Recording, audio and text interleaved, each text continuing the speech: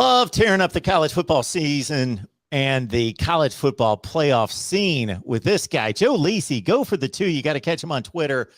We'll start there. He's all over college football like nobody else. Used to be on here all the time. I can never track him down now because he's got just too much going on, but you got to track him on Twitter at Go for the Two.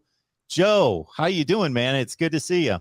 Oh, happy holidays, Mark. Best time of the year, right? We have NFL playoff action, at least regular season coming down to the wire. Bowl action, about 8 bowls under the belt already, about another 34 left, including the college football playoff. Best time of the year, and love talking shop with you. For sure. Let's cut right to the Final Four.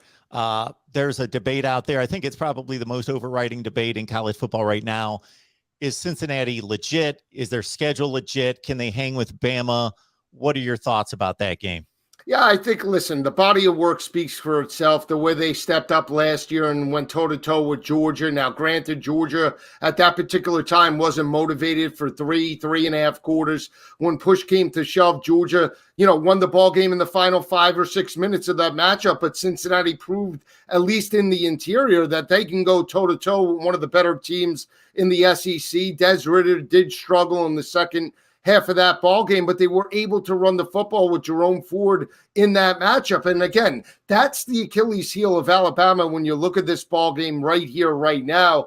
If Cincinnati does have success and they can run the football and sustain drives and keep Bryce Young and that explosive offense on the sidelines, they're going to have an opportunity. That's the biggest thing. Can they force turnovers and can they run the football consistently? If they can do that, I think they have a shot at least to cover this number, Mark, plus 14 and a half. They are plus 10 in turnover margin entering this ball game and have 2 legitimate cornerbacks, including Sauce Gardner. That is one of the most elite corners in terms of bump and run coverage that we'll see in the college game. And at the end of the day, they beat Indiana. They beat Notre Dame on their field in South Bend. And quite honestly, in this season, they deserve to be in the college football playoff. Bama with the number 2 rushing defense in the country. So you got to think the Bearcats are going to have a tough time running, although Desmond Ridder, that's part of his game. Your thoughts about the Cincy offense against the Bama defense and Will Anderson? I think in, big spots, especially big matchups, Luke Fickell and the offensive staff are going to have to break tendency. Obviously, they want to run the football with Jerome Ford, but that doesn't necessarily mean you have to run it on first and second down. You could be creative. You could utilize Des Ridder's athleticism on the perimeter in terms of the RPO game, play action on first and second down that will open up running lanes in the second half of this ball game. So I am curious to see how they go about it, because I think if Cincinnati goes into this ball game and says, you know what, we're just going to go toe-to-toe with the Alabama front seven and Will Anderson, I think that's a recipe for disaster. I think they need to utilize the screen game, neutralize the speed of Alabama early on, get them to think pass, and then utilize the run game maybe in the second half of this ball game. But again, Alabama, as well as anybody, and you know this, watching Alabama each and every week, they jump up early, they dictate the tempo. And if you look at some of the games that they have struggled this year, right? Even in that ball game against Texas A&M, Zach Calzada, Texas A&M broke through with a field goal. They were able to shorten the game, put the pressure on Bryce Young. You look at Arkansas, they scored first and played well early on as well. That's the key to going toe-to-toe with Alabama. So we'll see if they can do that. If Bryce Young and the crew jump up early, it's going to be lights out, in my opinion. But I still feel Cincinnati will cover this number in the college football playoff December 31st. Yeah, Joe, what do you make of this Bama group? Because I got to think that if they weren't the name Bama for much of this season, they're going to get ranked 7th or 8th in the country because they just weren't that impressive. Florida, LSU, Arkansas, the games that you mentioned, especially Auburn, they had no business winning that game. Their offensive line was a mess. They couldn't run the ball against some of those better defensive fronts in the SEC. Then they take on the team that's supposed to have the most dominant defensive front we've seen in years. Right. Suddenly, they fix the offensive line issues, and they're on their way. It's just incredible. It really is. And that's what makes Nick Saban so special, is that he is the mad scientist. He's like Bill Belichick, and they are very similar in terms of the NFL coach and obviously what he's done at the collegiate level. They game plan better than anybody. They're like a chameleon. And you mentioned the rushing attack for Alabama. Think about this, Mark. They're only averaging about 4 yards per carry. They only have 3 games where they pounded the rock for over 200 yards, right?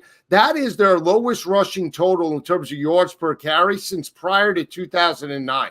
That's how long it's been in terms of the dominance of the offensive line. It's all been Bryce Young. It's all been the speed of those wide receivers. John Mechie, that most likely won't play in this ball game. Jamison Williams, the Ohio State transfer, and Latu, the tight end. So they do utilize a lot in formations. And what's more intriguing is that outside the players and the personnel, how about the offensive coordinators? Whether it be Brian Dable, Lane Kiffin, and now Bill O'Brien, they just do not miss a beat. Now, this offense looks different than it did a couple of years ago. They've been more pass heavy with the quarterbacks that they have had, Mac Jones, Tua, and now with the progression of Bryce Young. But I agree with you. If they don't have a running game in this ball game, and that's what Cincinnati, I think, will take away first, is, okay, we're going to take away Brian Robinson. We're going to take away your ability to pound the rock. Now we want you to beat us over the top. It's really pick your poison, but I think they match up pretty well in the secondary. But it is those one-on-one matchups in space, motion. Look for Jameis Williamson to be utilized in a lot of different formations in this ball game, and that's where they can create one-on-one opportunities. We'll see if they could do it. That's the chess match that'll play out, obviously, on December 31st. Love talking college football with Joe Lisi at Go for the Two, so track him on Twitter. Joe, where else can we find you? What are you working on these days? Yeah, I do Sirius XM channel 159 every day, 12 to 2 p.m. Eastern, Mark. That's an hour of NFL, an hour of college, and then Saturday morning throughout the college football season, straight through, obviously, the national championship game. I'm on for 5 straight hours, sportsgrid.com, and then Sirius XM channel 159, 9 a.m. to 2 p.m. Eastern. Obviously, now with the bowl season, we'll cover a couple of hours of first half action of the bowl, some college basketball, whatever we have in terms of that action from 12 p.m. to 2 p.m. Eastern, and then a 3-hour kickoff show from 9 to 12.